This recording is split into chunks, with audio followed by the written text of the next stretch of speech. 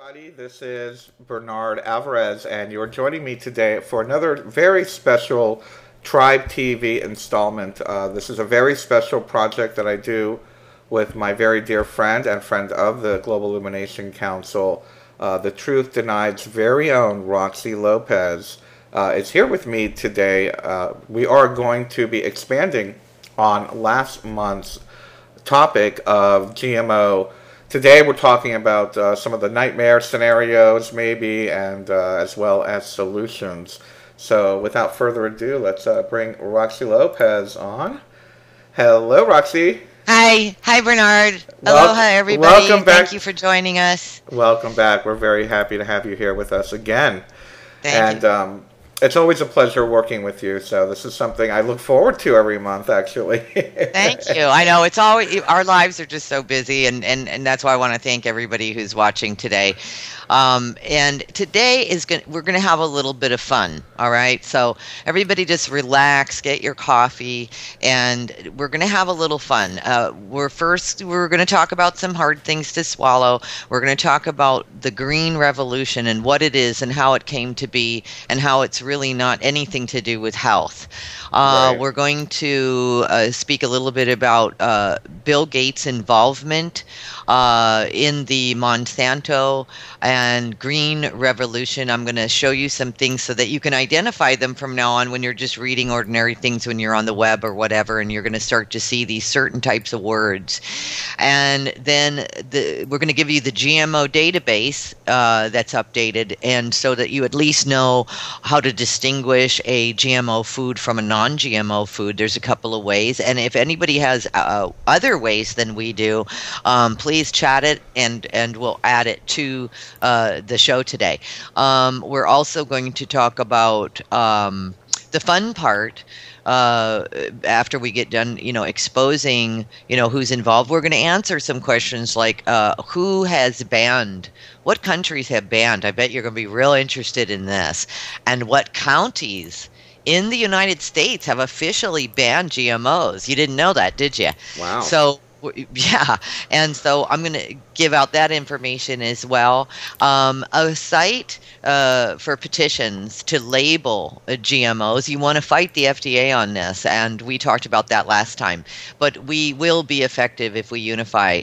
We will take. It is possible. That's all I have to say. It is absolutely possible. There is so much hope around this subject matter, and if we have time, and I want to create the time, so maybe we can put the clock up, Bernard, and you can let me know when we have 15 minutes left of the show, because I want to talk about a few little things that you can do in your house and in your garden or outside if you want to create a garden, and a couple of fun ideas that are really, really cheap, like how you create how you create like a environment for birds and lizards, and really easily. It's almost free, and I'm doing it myself, and you'll start to see your own yard will start turning into this little sanctuary, and these birds will visit you and have babies, and I got a little story about that too. So oh, really?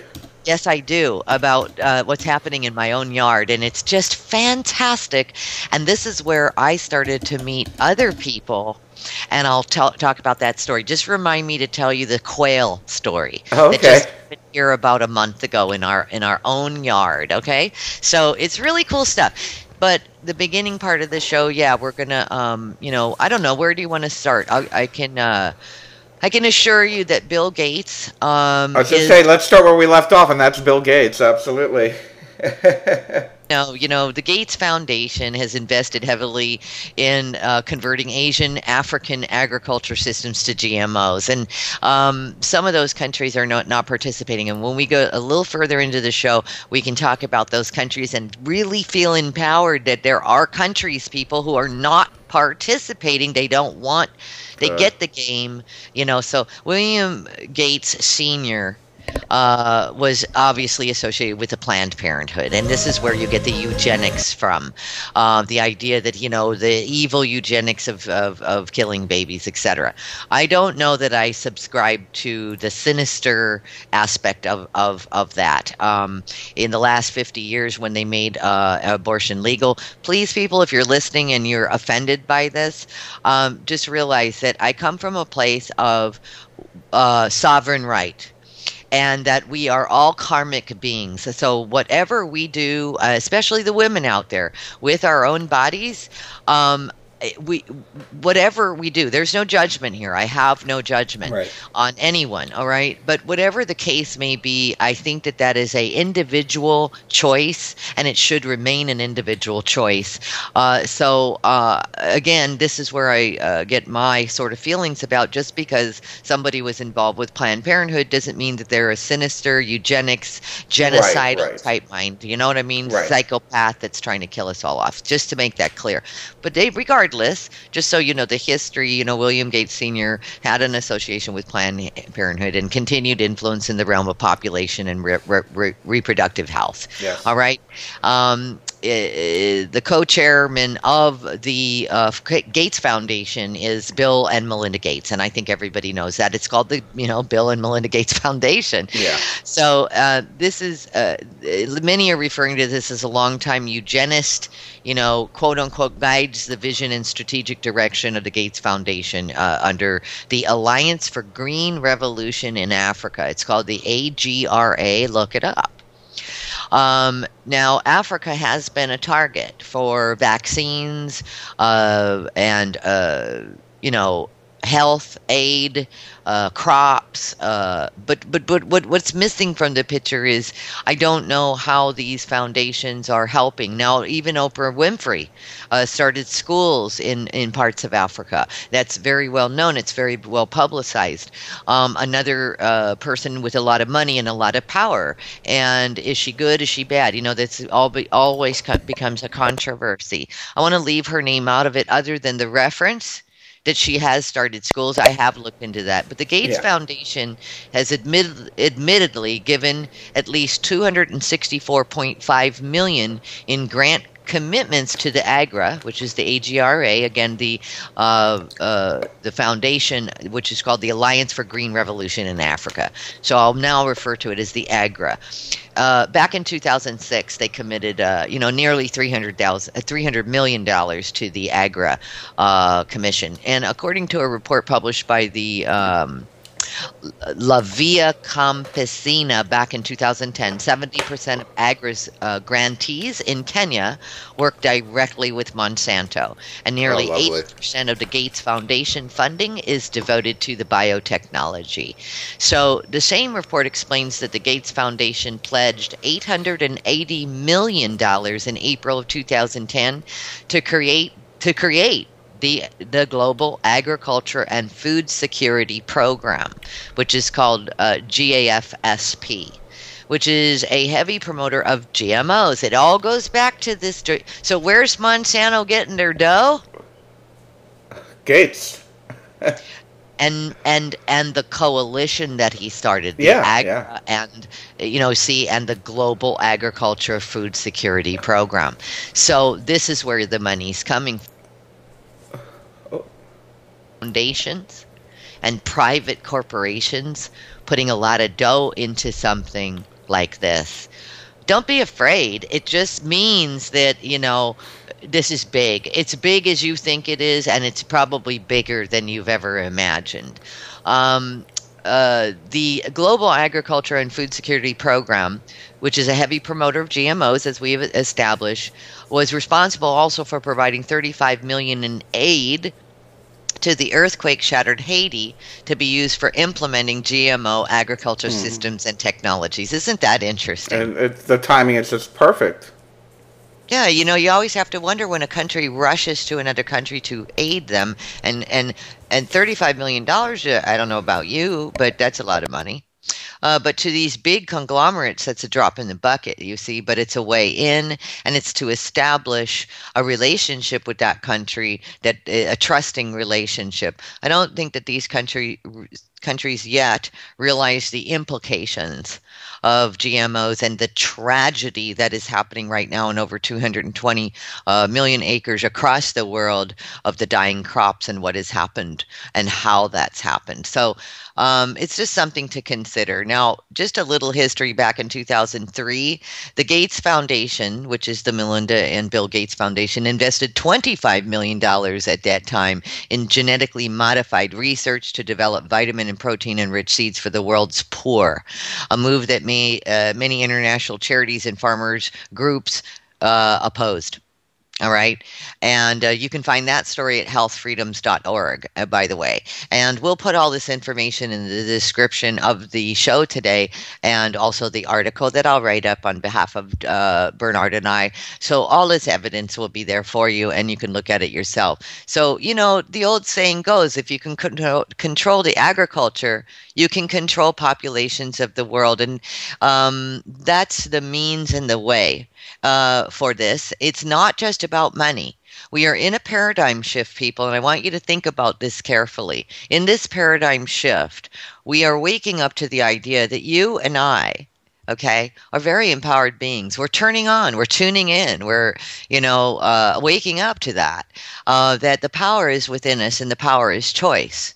So that alone, I just had something last evening that I had to go to my mentor for, because I used the words when she picked up the phone. I said, I'm feeling powerless over this certain situation that I'm involved in. It's personal and it's private, so I would prefer not to share it. But because of this, she immediately said to me, you're not disempowered at all. You're very powerful. What's your choice in this? You have a choice of what you want to do and how you want to carry this out. And in that moment, I was like, God, I know that. Have you ever done that, Bernard? All the time. I do it with you. Every day, all day. We say, God, I don't have any power, whether it be a job or a icky boss or, your next door neighbor who's, trees growing into your yard and you have to be the one to keep cutting it down. Or the dogs that are barking next door or whatever. We're really, powerless over people, places, and things. Where we're not powerless, though, is in our choice. Yeah. How do we want to handle it? What do we want to do with it? And this is synonymous to everything you're seeing in the world right now. So what is our power in this? And I'll tell you one thing right now. Awareness is power. Because once you know, and we're going to discuss this, and I just got to keep moving along, because I want you to know the GMO database so that you know. Also, I want to say saddens me, just absolutely saddens me. There's a story out of the GaiaHealth.com. It's just one of many, but the extent of corruption between agribusiness and governments is, absolutely breathtaking. That is the head of the name of this article. And even rich rock stars like Bono are lending their name to the environmental destruction, health devastation, and debt slavery created by this unholy alliance. And that's exactly what it is, people. It's an unholy alliance. And let me say something. If you and I are involved in purchasing this, we're also, involved in the unholy alliance. We're participating. We're making it work. At the G8 summit held in June, Camp David, President Obama met with the private industry and African heads of state to launch the new Alliance for Food Security and Nutrition. That's what it's called. I will have this article and the new Alliance of Food Security and Nutrition available to our TV watchers today, so that you can look this up. It's a euphemism for monoculture, genetically modified crops and toxic agrochemicals aimed at making poor farmers debt slaves to corporations while destroying the ecosphere for profit. And Bono, of all people, is shilling out money. Oh, yeah. On this one for Monsanto. So I don't want to go too far down that rabbit hole. This is Tanzania, Ghana, Ethiopia. There is starvation in Ethiopia. So on the outside, it really looks like, oh, wow, we're bringing in, Grow Africa partnerships or global agriculture developments. When you see these words, people know what's behind it. GMOs. This is what they are doing. They're setting up GMO farming. And in the long run, this is destroying our ecosystem. And making us slaves to the seed manufacturer. Not just the seed manufacturer, but the global world order. Well, yeah, the global food conspiracy, for lack of a better term. You know, and speaking of that, and I don't know if you happen to have seen that today, but there was an article posted. I forgot who it was from, dealing with Obama here in the United States, talking about, and they're trying to come out with some. I don't know if it's a report or a guideline or something to that effect on fishing, that they're going to make it illegal for the civilian population to fish, whether it be in inland or off the ocean or whatnot. Not that I really want to fish anyway right now, the way that the waters are radiated. But it just seems to me like another piece of the puzzle of having corporations controlling every bit of the food that we get, and how we grow it and how we cultivate it, whether we fish it, whether we hunt it, whatever, that we're going to be subservient to, or they want us to be subservient to the bigger... You make a point. Yeah, that's a good point. And listen, on the idea of Africa, you know, the African civil society wants no part in the Monsanto alliance. They want no part. So, see, the people of Ghana and these different countries, Tanzania, Kenya, they don't want this. That's the key. That's the point I'm trying to bring up. The private partnership, the public-private partnership. And so they're fighting against it. And, you know, what you just said about fishing, let me clear up another myth. I had Scott Kennedy on the show, a few days ago.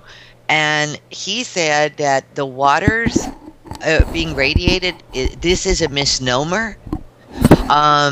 This is a lie. And he talked about how the ocean heals itself. Right. And the ocean is the most vast thing that we have on Earth. It takes up 2/3 of the Earth. Did you know that the ocean, you know, 300-400 miles down, the bottom comes up to the top, and then has this synthesis with the sun, and then it goes down, down, down, down, and it turns. It basically cleans itself. Right. And so this whole idea and this big fear of all the radiated water and da-da-da-da, this isn't about radiated water. This is about what you said. This is about control now over the food chain in our oceans. That makes a lot of sense. That makes a lot of sense. And by the way, Scott Kennedy, I'm going to be doing some work with him. He is a seaweed expert, and I won't get into it. If anybody that's listening right now wants to look at that show, go ahead and look at the show. It's on my YouTube channel. It just was loaded. It's featured. It's very important information. I'm going to be working with them, and you all know that I align with people like Bernard. I like you.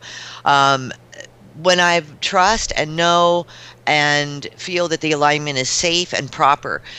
So I don't just align with anybody. Right. You know, I've had hundreds of people on my shows by now, and I don't just align and get involved with other people. Another person that I'm going to be aligned with is a woman who's a healer in Honokaa, Hawaii.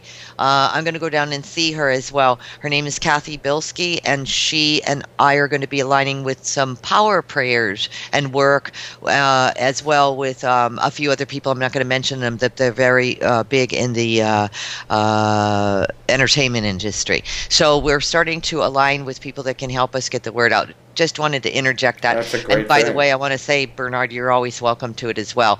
Now listen, with back to India, with a commitment of $3 billion, Obama, $3 billion. Obama's going to India now too. Obama plans to partner up with the mega multinationals like Monsanto, Diageo, DuPont, Cargill, Walmart, PepsiCo, Prudential. The list goes on and on. It's quite frightening. So this is part of a world alignment to take over the food chain for the world. And you're going to be so happy when I read you the countries that are absolutely refusing and saying, no way, get away from us. And they're not even let these people off the boat. Good. So this is good. Yeah, it's really good. But private citizens have been building their own silos for centuries in these countries. So there's a whole campaign now, and I want to turn everybody on to it, and I think that we should all participate in it. But I'm sorry to hear that Bono is now part of the African Civil Society organization and giving a lot of money to it, because it's not civil at all. No, absolutely. Well, I mean, not to get too much into the Illuminati conspiracy aspect of it, but once someone has been knighted, you have to question their motives and their alliances. And if I'm not mistaken, he was knighted or granted some kind of royal title or something. Isn't he Sir Bono now? Not to me. No? Okay. Not to me. And, let's clarify something, people. You're going to start seeing a lot of this phrase, green revolution. And the green revolution has nothing to do with green and has nothing to do with a revolution that empowers the people. The green revolution refers to the increase in production of food grains, especially wheat and rice, that resulted in a large part of the introduction into developing countries of new high-yielding varieties beginning in the mid-20th century. And its early dramatic successes were in Mexico and Indian subcontinents. And if you want to read on about this, I will also have this available for people to read and find out what exactly the Green Revolution. Now, the Green Revolution has had most impact in South and East Asia, South America, but has not taken up the same extent in sub-Saharan Africa, which is what they're going after now. There have been drawbacks with their alliances and non-renewable sources, because they're pushing non-renewable sources, but they're not renewing anything. The Green Revolution has been heavily criticized for 20 years by environmentalists and others for resulting in environmental disasters in countries where it was most effective. The mechanization of agriculture were successful, led to changing the work and social patterns, you see, of and dividing societies. So it's just horrible. They've gone into third world countries, and the Green Revolution is a term referring mainly to the dramatic increases in cereal grain yields in many developing countries. They keep going to developing countries. The list goes on and on. And you're going to hear it's coming back. This green revolution idea is coming back into the media and the usage. And I just want everyone here to know what it really means. You can look it up for yourself, do the homework for yourself. The U.S. Agency for International Development is part of it. And you need to look at, again, Sri Lanka, Afghanistan. Aren't we in Afghanistan? And Sri Lanka, of all places. Get out of here. China, Indonesia, Iran. Aren't we going after Iran? Kenya, Malaya, Morocco, Thailand, Tunisia, Turkey. Look at the world and look at where they're going. Look at where this society, this dictatorship of the owning food production and separating society into changing the way that we do everything, not for good. That's all I have. Not for good, for profit. There's no love here, and it's not control. Yeah, at all. Profit control. Right. And I just want to interject a little bit also in the fact that this is an agricultural green revolution, and not to be mixed up, or is it a part of the green revolution that we're hearing or seeing happening in the United States, where a good example, when I was living in South Florida, the city of Hollywood aligned itself with the green revolution, and the next thing you know, all the building codes had to have recycled materials. They all had to have CFR light bulbs. Everything new that was built had to have all these government restrictions. And of course, we know about the CFR light bulb. I'm sorry, CFLs, the compact fluorescents, are filled with mercury. So I don't see how they're green, but that's a whole nother show. However, I'm wondering are they the same, or is that the agricultural, from what you understand of it? Is there a separate agricultural green revolution going on, or is this a whole Al Gore type carbon tax baloney lumped up into one category? No, this is the green revolution is revolving around agriculture for This sure. is the It has agricultural been. version. I mean, Okay. books were written on it. There's a book by Charles Mann, Mann, if anybody wants to write this down, called "The Reseeding the Green Revolution," and it was written in 1997.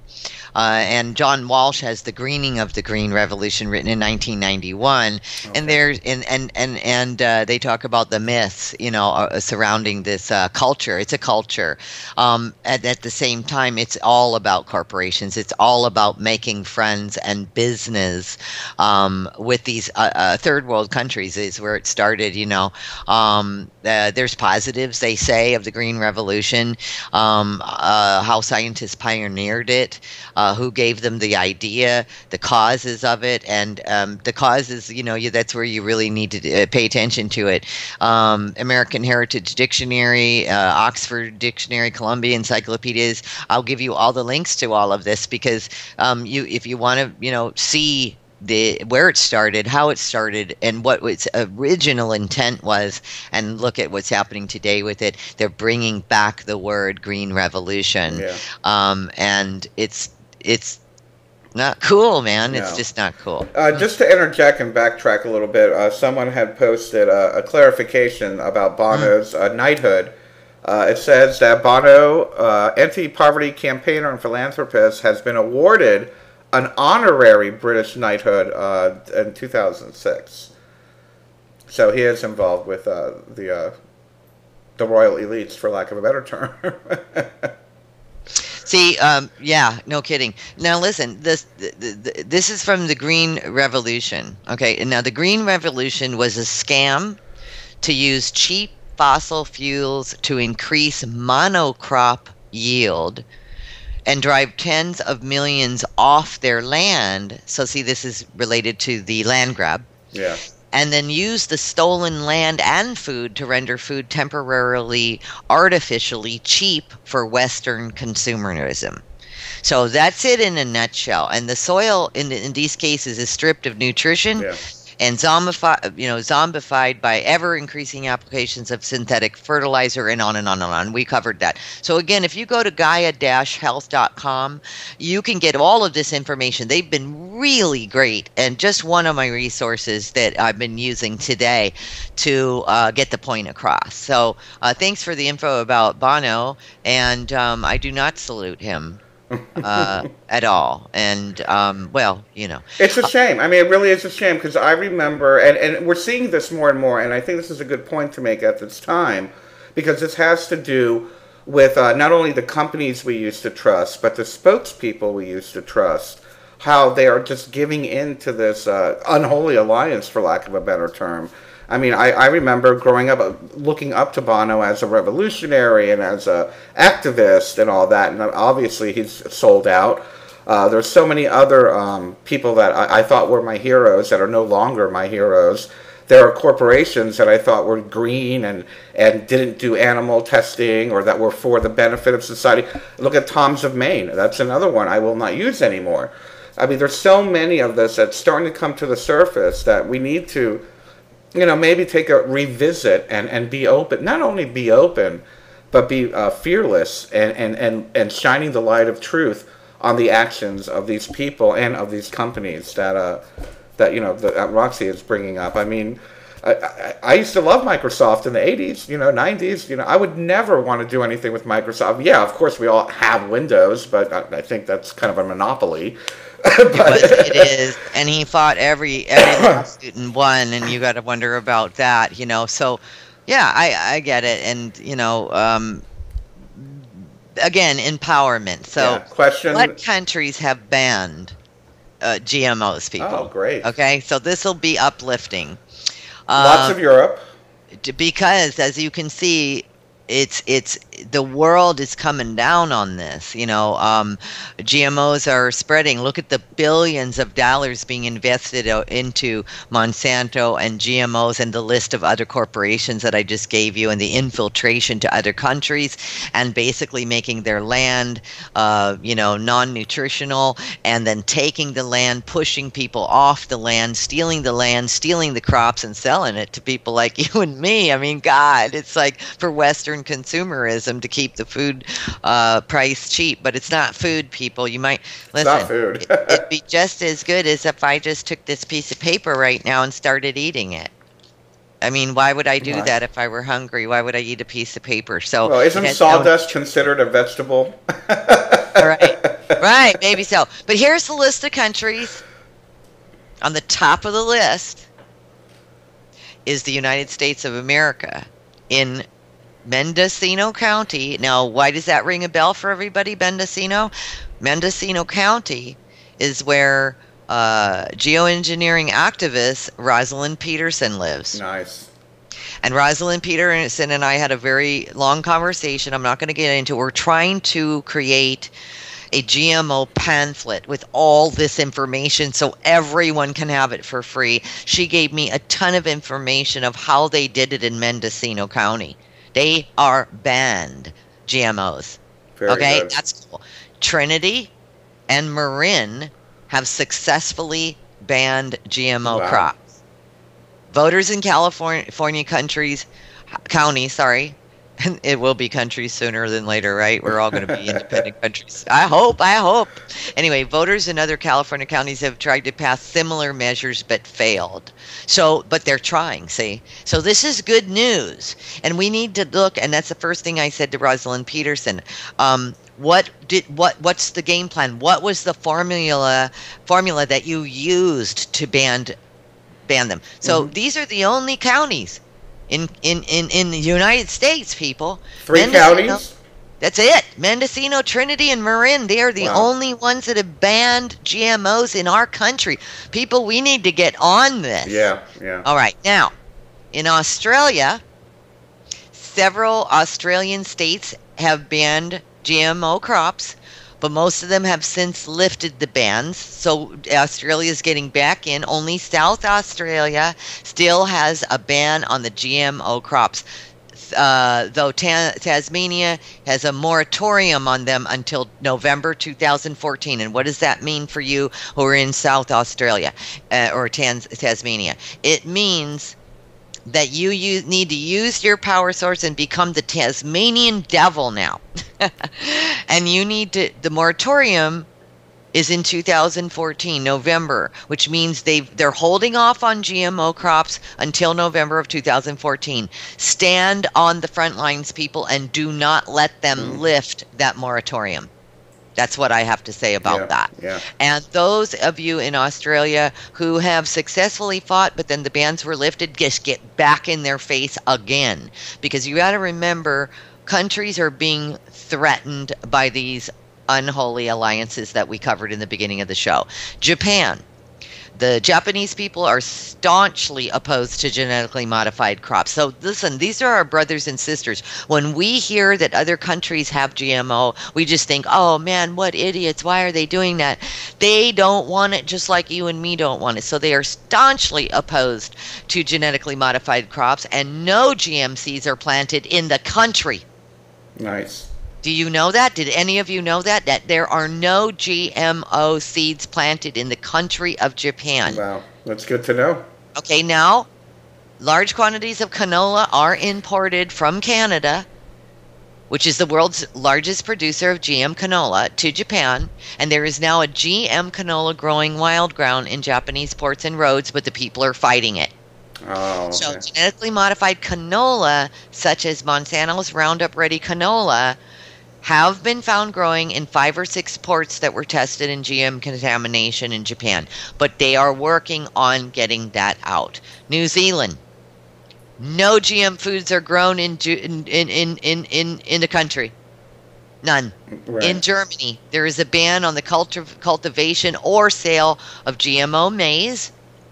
In Ireland, all GM crops were banned for cultivation in 2009, and there's a voluntary labeling system for foods containing GM to be identified as such, you know, the imports. Yeah. In Australia, Hungary, Greece, Bulgaria, and Luxembourg, there are bans on the cultivation and sale of GMOs. In France, Monsanto 810 GM corn have been approved, but its cultivation was forbidden in 2008. There's a widespread widespread public mistrust of GMOs that have been successful in keeping GM crops out of the country. In Madeira, the small autonomous Portuguese, yay, that's me, island requested a countrywide ban on genetically modified crops last year and was permitted to do so by the EU, the European Union. So Madeira, the country in Portugal, the Portuguese island, has banned it last year. Switzerland, the country, banned all GM crops, animals, and plants on its fields and farms in public referendum in 2005, but the initial ban was only for 5 years. The ban has since been extended through 2013. So you see, they're standing on the front lines, and when these moratoriums are lifted, they're getting right back in there and they're extending them. Good. You know, and they're going to keep doing that. In India, the government placed a last-minute ban on GM eggplant just before it was scheduled to begin being planted in 2010, and farmers widely encouraged to plant Monsanto GM's cotton, and it was led to a devastating results.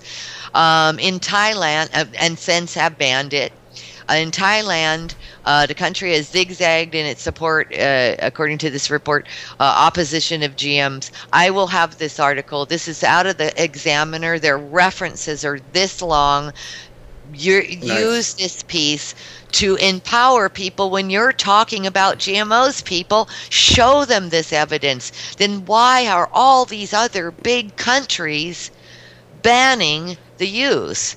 Now, let me interject for 1 second, Roxy, because what I'm seeing happening here and what you're illustrating for me as an American is that America seems to be the petri dish of GMOs. You're so smart. Smart. They're just testing it on us, it feels like, and then they're going to try to export it around the world, and they don't want it. Bernard, you are so intuitive, because in the question asked in these reports, what countries have embraced GM crops? The U.S. is on number one. Of course, we're the number one manufacturer. Do you want to guess who's number two? Canada. Take a wild guess. Canada's on the list, but it's not number two. England. Think big country. Big? Large? Big population. Oh, I don't know. China. There you go. Hey, you win the prize. You win the prize. So they're testing it on these large populated countries. Yes. So, who has embraced it? U.S., China, Germany, Sweden, Czech Republic, Finland, Zambian, which is, they support GM technology, Canada, Spain, and Spain's starting to turn around. The maize comes from Spain, and so the Philippines, the European Union, South Africa, Britain, of course. So people, and India. So, and India, it's a variety. It's a variety, because India is really sort of split up. But they're doing seed banks. They're fighting it. Yeah. But anyway, I'll have this link for people to go down the rabbit hole on this, and this is information, and this should empower you. Stay on the front lines, get moratoriums. Mendocino County did it, and they're going to keep doing it. They're going to keep extending those moratoriums, and that's what we need to do. It can be done. We need to get it done. And in this article that I'm going to post, people, there are 15 ways to take a stand against Monsanto and avoid GM foods. So we're going to, Bernard and I are going to give you this information, 15 ways to take a stand against Monsanto and avoid GMO foods. And here's another one. I am begging your listeners, our listeners today, I need somebody to help me with this GMO pamphlet. I have the information. I just don't know how to put it together like our chemtrail pamphlet. And the person that put together the chemtrail pamphlet over a year and a half ago is no longer available for that. So I need somebody to help me to do that, to put together this GMO pamphlet with this information, and I'll give it to you, Bernard, for your website, and anyone who wants to put it on their website. But I need somebody that knows how to create PDF files. I was going to say we need it on a PDF, yeah. I don't, because my machine is new and not making PDFs, not working, and the person that was going to do it kind of bailed on me and whatever, and it doesn't matter. I have a lot of people that do help, but please, please, please, anyone that knows how to do PDFs, please, I need your help. We all do if we want to get this information out there. So by all means. So, you know, blah, blah, blah, blah, blah. So there, I can't believe I just said that, but there's that. So you've got the and then there's the GMO compass. It's called the GMOcompass.org, and they have genetically modified food and feed authorized in the US GMO database. So, you know, they have the database, the regulations, food and feed. People, we have to watch what our animals are being fed as well. We talked about that the last time. Yeah. They have a GMO food database. I want that to, I'm going to give it to you. We're not going to go down the line on all of this today. We simply don't have time in our TV show today. But we're going to give you the information, and people, at the very least, I'm going to put this all in the article and all of these links. Can you please do us one big favor? The biggest thing that you can do is share the information. Yeah. You know, Bernard doesn't get paid to do this. I don't get paid to do this, and that is a fact. So if you can help us, our biggest help would be getting it out to the public. Yeah. We you know, the information, and use this when you're speaking to your family. By the way, some really good thoughts. You know, people, since our last show, they've been going to restaurants now and asking their restaurant, right? Yeah. To not have GMO foods in their restaurants. And I had a friend that told me that I had a friend tell me that they were asking the movie theater about the popcorn, where they got it from, and that came from our last show. Ask the theater where you got the popcorn from. and when they asked their theater, what did their theater say? They didn't know. That's going to be a common thing you're going to hear. Okay. I have a feeling that's going to be a common thing. Oh, we don't know. You know, it comes from corporate. It's usually, you know, a good answer that they usually, the blanket answer. I have a question for you here from one of our viewers. Does GMO crop contaminate other crops and alter them? Oh, contaminate, yes. I didn't know if they would alter them. That's a very good question. So let's think about this. And I hear about this all the time here, actually, locally. We have a lot of rural farms in the area where I live here in Virginia. And a lot of people are very concerned about Monsanto corn. A friend of ours from Occupy Roanoke grows a garden and whatnot, but a couple of farms down, there's GMO corn. And they're afraid that the pollen is going to cross-contaminate or crossbreed with the crops in their garden, and then, of course, it's going to contaminate it. You can't get rid of it. Once it's gotten into the seed structure, every time the plant regenerates its seed, it's going to have that GMO in it. Well, partially. The GMO seeds, when they grow a plant, the production of their fruit doesn't have seeds. Well, I was going to say, unless it's the BT, what's the one, the self-destructive seed, or whatever the one, self-annihilator, or whatever it's called. Well, but here's what's happening. Yes, you know, plants are planted in what? The earth. And it rains, and there's wind, and, you know, when you plant a farm, you know, everything that's in it, whether it be pesticides or fertilizers, that's all gonna travel. It's gonna be carried by bugs or plants or birds, or, you know, or the wind or the jet stream, what have you. Water, when it rains, that water's gonna run off into, yes, and this is a big issue. This is what organic farmers are fighting about. They're saying, hey, I don't like the idea that 1 mile down the road is a GM farm. You're going to contaminate my farm now. And yes, that's exactly what's happening. In the big picture, it's contaminating the earth. Yeah. It's contaminating our soils. You're talking about irreversible damage or long-term damage.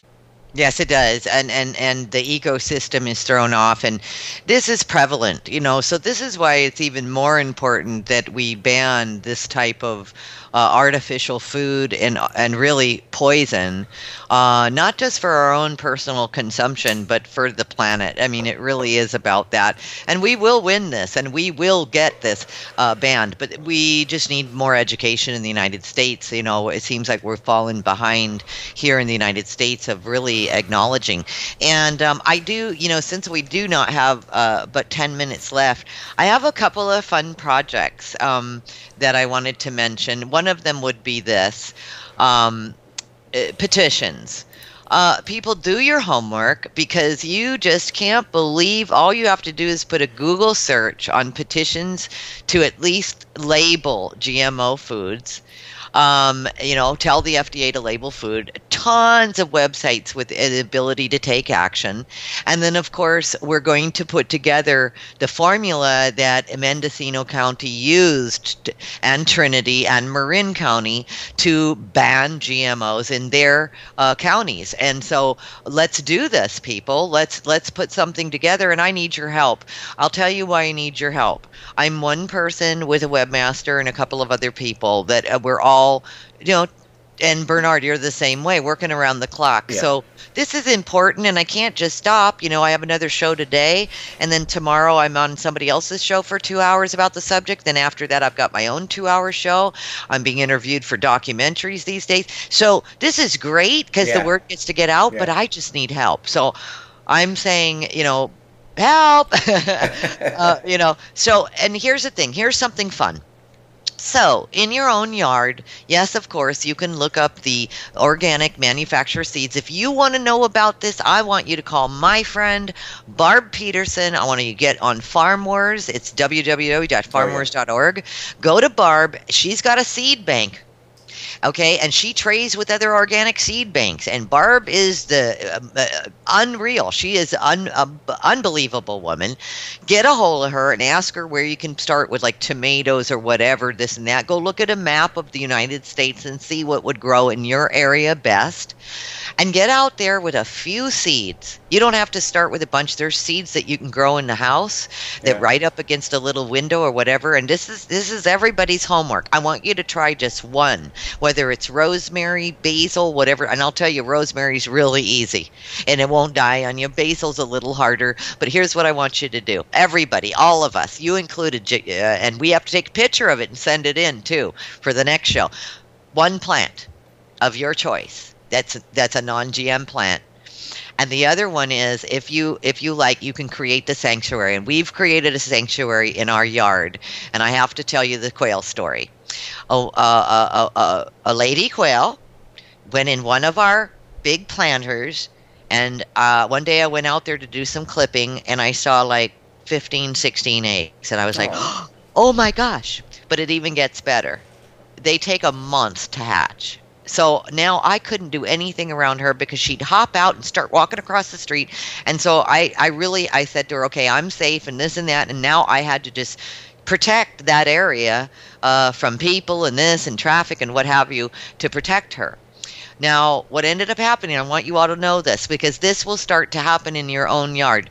We have pigeons, we have doves, they're all bringing their nests. We have lizards, and little tiny baby lizards now running around. It's crazy.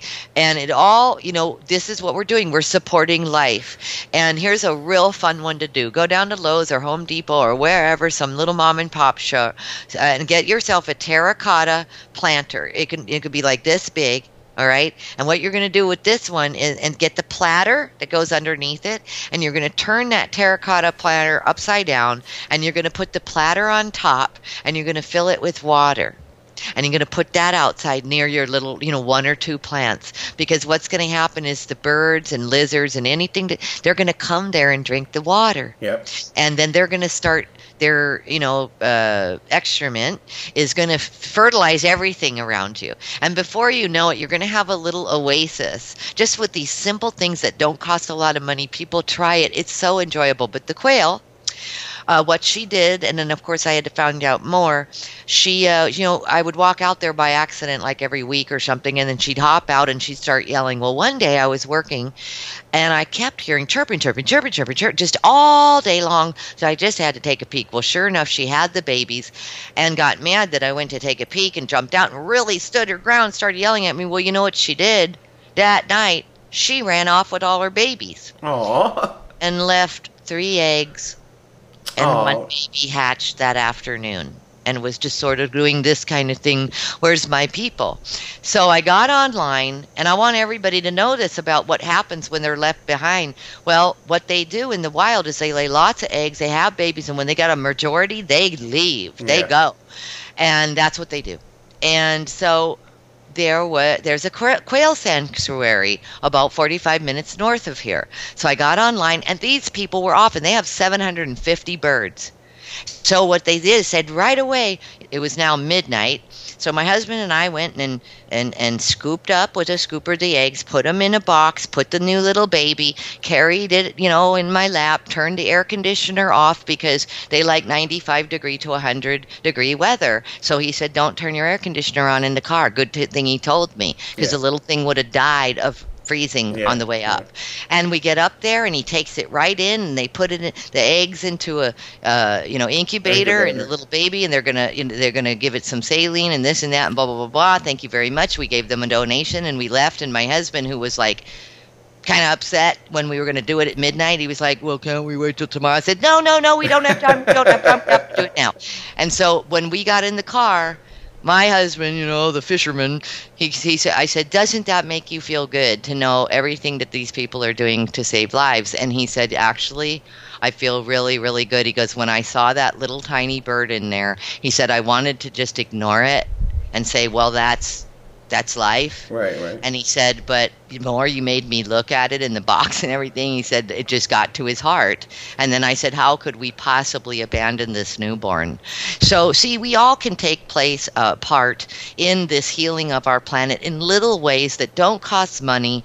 Get educated. If the birds start laying eggs in your yard, no, don't ignore them. There are sanctuaries all around us that rescue these birds and eggs and really, really help to empower them. Right? Yeah, so absolutely. And life around us. So use the terracotta, turn it upside down, put some nice fresh water in it.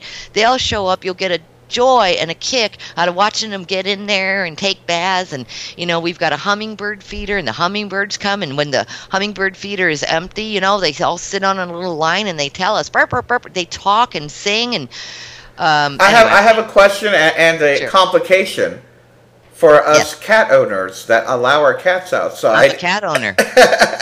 Does your cat attack the birds? No, because when you have the bird feeder, if there's any chance, like for you have them out and everything, you want to put it up high. Any of the, you can do that with your, and I have an answer for you for that. You might not want to use the terracotta one on the ground, because then they become literally sitting ducks, It becomes bait. What you can do is that terracotta planter, okay, the bottom of it, the dish.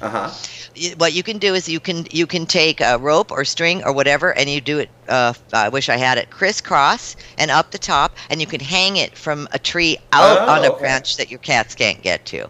And I say this: if your cat makes it up that tree, you need a ladder, and then you hang it, fill it up with water. All right, that's just one way. There's many different ways. Put it on the end so that your cat's not going to go out there. But I'll say this: if your cat ends up getting a bird out of that feeder that's hanging on a limb, good for your cat. Right, they deserve the bird then.